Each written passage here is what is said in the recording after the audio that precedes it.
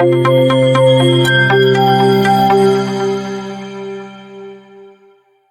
Guys, welcome to maths academic point. आज के इस लेक्चर में हम करेंगे type 4 questions of simple interest. तो सिंपल इंटरेस्ट के टाइप 4 के क्वेश्चंस को करने से पहले हम इसका कॉन्सेप्ट जान लेते हैं।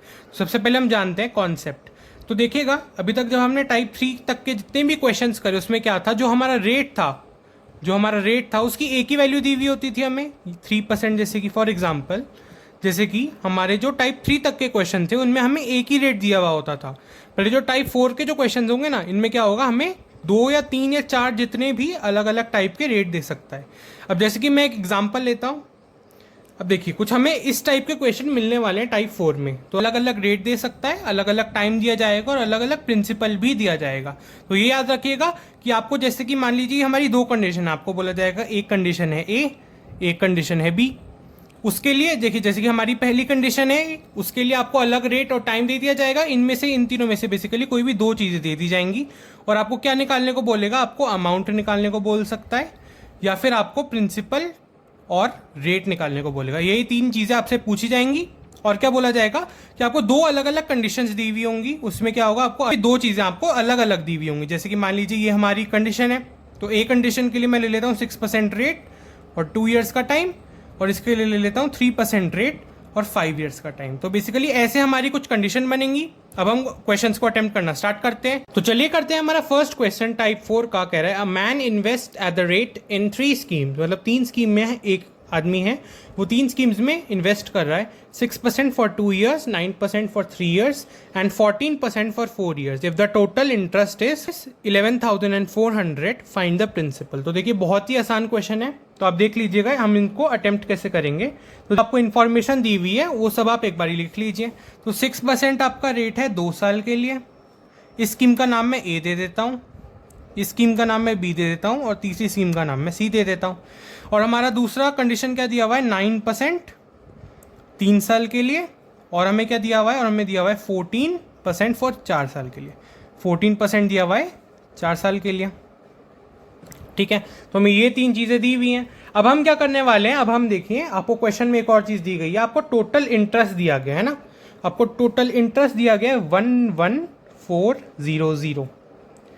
अब देखिए, ये जो हमारा क्वेश्चन है ना, ये हमारा क्वेश्चन टाइप 3 में जो हम मेथड यूज करते थे उसी से हो जाएगा। मैंने क्या बोला, ये वाला जो क्वेश्चन है, ये जो हम टाइप 3 में जो हम मेथड यूज करते थे उसी से हो जाएगा। कैसे हो जाएगा, देखिए, टाइप 3 में हमारा क्या था कि टाइप 3 में हमें कुछ ना कुछ अमाउंट दिया हुआ होता था और हम डिवाइड किससे करते थे, अमाउंट की परसेंटेज से। अब आपको यहाँ पे क्या है, आपको इंटरेस्ट दिया हुआ है और आपको कौन सा इंटरेस्ट दिया हुआ है, टोटल इंटरेस्ट दिया हुआ है। तो आप क्या करेंगे, टोटल इंटरेस्ट की परसेंटेज से डिवाइड करेंगे और मल्टीप्लाई क्या करेंगे, जो आपको चाहिए, है ना। क्वेश्चन में आपको क्या चाहिए, प्रिंसिपल। और मैंने आपको एक और चीज़ बताई थी कि अगर आपको क्वेश्चन में प्रिंसिपल दिया हो या ना दिया हो, आप प्रिंसिपल को मान लीजिएगा 100%। प्रिंसिपल को हम मानेंगे 100%। और हम यहाँ पे डिवाइड कैसे करेंगे, हमारी टोटल इंटरेस्ट परसेंटेज से। अब देखिए, मैं टोटल इंटरेस्ट परसेंटेज कैसे निकालूंगा, ये है मेरी स्कीम ए, ये है मेरी स्कीम बी और ये है मेरी स्कीम सी। ये तीनों स्कीम्स हैं। इन तीनों स्कीम्स का मैं टोटल इंटरेस्ट निकालूंगा, अलग अलग निकालूंगा पहले, और तीनों को ऐड कर दूंगा तो मुझे टोटल इंटरेस्ट मिल जाएगा।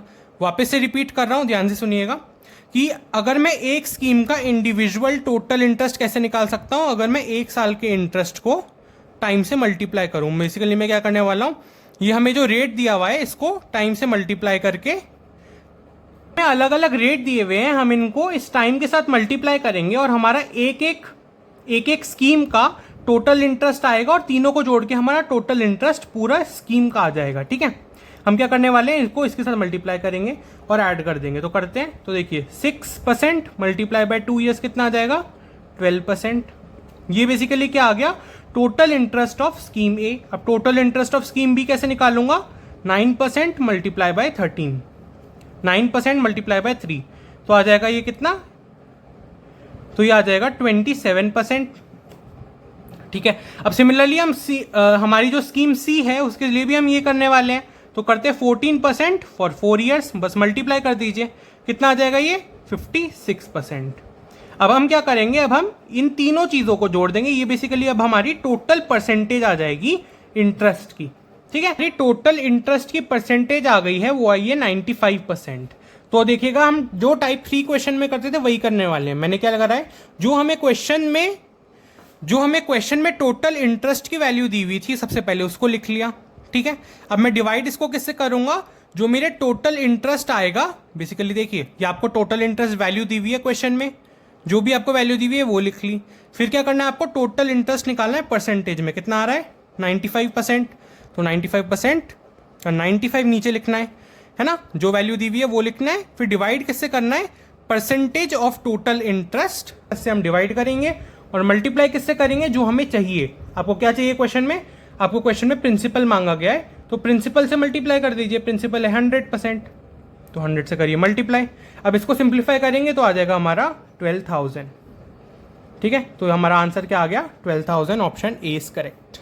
चलिए करते हैं हमारा सेकंड क्वेश्चन। कह रहा है a man lent 5,000 rupees for 2 years to B and 3,000 rupees for 4 years to सी।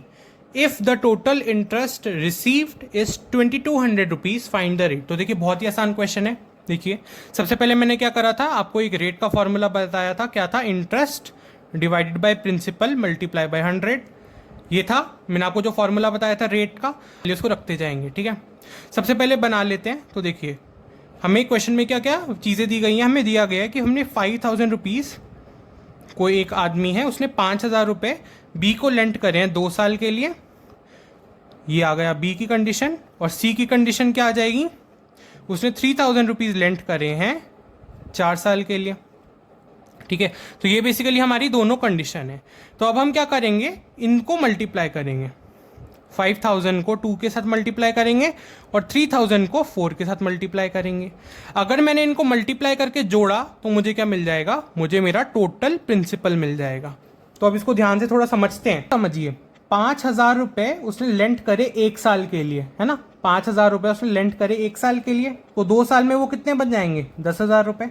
अभी मैं अगर रेट वो जो हमारा इंटरेस्ट लग रहा है उसको ना मानूं तो जो हमारा 5,000 रुपये है 2 साल बाद कितना बन जाएगा, 10,000 रुपये, ठीक है। ऐसे समझिए 5,000 रुपये 1 साल के लिए, 2 साल के लिए 10,000 रुपये, 3,000 रुपये 1 साल के लिए, 4 साल के बाद 12,000 रुपये। तो बेसिकली अब देखिए आपको क्या दिया गया है क्वेश्चन में, आपको क्वेश्चन में दिया गया है, आपको दिया हुआ है टोटल इंटरेस्ट। तो यहाँ पे अगर ऊपर हमारा टोटल इंटरेस्ट है तो नीचे क्या होगा, टोटल प्रिंसिपल होगा।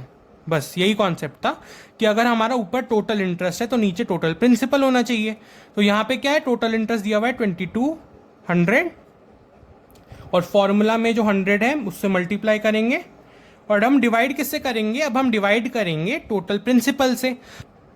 ये आ गया बी का प्रिंसिपल और अब सी का प्रिंसिपल निकालते हैं 4 साल के बाद। 3,000 रुपये, 3,000 रुपये 1 साल के लिए, 4 साल के बाद 12,000 रुपये। अब हमें नीचे क्या रखना है, हमें रखना है टोटल प्रिंसिपल। तो हम क्या करेंगे, इन दोनों को ऐड कर देंगे, इन दोनों को प्लस कर दीजिए, कितना बन जाएगा 22,000 रुपये। अब देखिए ये 22,000 रुपये जो आया ना, ये हमारा क्या है, ये हमारा टोटल प्रिंसिपल है। प्रिंसिपल निकाल लिया हमने आसानी से। तो ये टोटल प्रिंसिपल की बस वैल्यू रखेंगे और बस इसको सिंप्लीफाई कर देंगे, ठीक है। तो हमारा आंसर कितना आ गया 10%। तो आपसे क्वेश्चन में क्या मांगा गया था, आपसे रेट मांगा गया था, ये फॉर्मूला है, आपका आंसर आ गया ए। चलिए करते हैं हमारा थर्ड क्वेश्चन। कह रहा है a man invested 1/3 of his capital at 7%, 1/4 of his capital at 8% and the remaining at 10%. If interest per annum is 561 rupees, find the principal. तो देखिए बहुत ही आसान क्वेश्चन है। देखिए सबसे पहले हम क्या करते हैं, तो देखिए इस क्वेश्चन में आपको क्या निकालना है, प्रिंसिपल निकालना है। तो देखिए इस क्वेश्चन की सबसे पहले लैंग्वेज समझते हैं। कह रहा है इन्वेस्टेड 1/3 ऑफ हिज कैपिटल। तो हमें क्या है कि देखिए हमें यहाँ पे कैपिटल दिया हुआ नहीं है, तो हम कुछ ना कुछ मान लेते हैं कि जो उसका कैपिटल था, जो उसने इन्वेस्ट किया, जो उसका कैपिटल था ना, वो क्या था 100 रुपीज़ था, हमने मान लिया, क्योंकि हमें क्वेश्चन में तो दिया ही नहीं है। तो हम क्या करेंगे, अब हमारी जो तीनों स्कीम्स हैं, कंडीशंस दी हुई है, उनको लिख लेते हैं। 1/3 ऑफ हिज कैपिटल मतलब 100 का 1/3 कितना आता है 33 रुपीज़। मैं अप्रॉक्स ले रहा हूँ, 33 रुपीज़ आता है, ठीक है। ये मान लीजिए हमारी स्कीम है, इसको स्कीम वाइज ही देखते हैं, ठीक है। एट 7%, तो हमारा जो ये स्कीम ए है, इसमें 1/3 कैपिटल इन्वेस्ट किया गया 7% पर। और क्या बोला जा रहा है, जो हमारी दूसरी स्कीम है उसमें 1/4 कैपिटल इन्वेस्ट किया है 8% पर।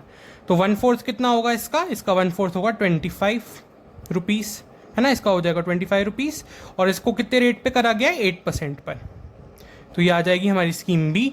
और जो हमारी स्कीम सी है उसमें क्या होगा, उसमें क्या होगा कि हमें बोला गया रिमेनिंग, मतलब इन दोनों में जितना लगा दिया वो तो लगा दिया, अब जो बचा है वो लगा दो स्कीम सी में। तो स्कीम सी में कितना लगेगा, अब देखिए इन दोनों को ऐड करिए तो ये कितना बन जाएगा 58 माइनस 100 करिए आ जाएगा 42 रुपीज़। मतलब 42 रुपीज़ हमने स्कीम सी में लगाया, बी में लगाया 25 रुपीज़ और ए में लगाया 33 रुपीज़, और जो हमारा रेट है वो है 10%। तो हमें क्या दिया हुआ है कि हमारा 1 साल का इंटरेस्ट है 561 रुपीज़। तो हमें दिया गया है 561 रुपीज़ है हमारे 1 साल का इंटरेस्ट। अब देखिए हमारा जो टाइप 3 था, जो हमने टाइप 3 में हम करते थे, वहीं से ही हमारे सारे क्वेश्चन हो जाएंगे। ठीक है, अब देखते हैं। अब देखिए यहाँ पे आपको क्या दिया हुआ है, आपका इंटरेस्ट पर एनम दिया हुआ है, याद रखिएगा आपको 1 साल का इंटरेस्ट दिया हुआ है।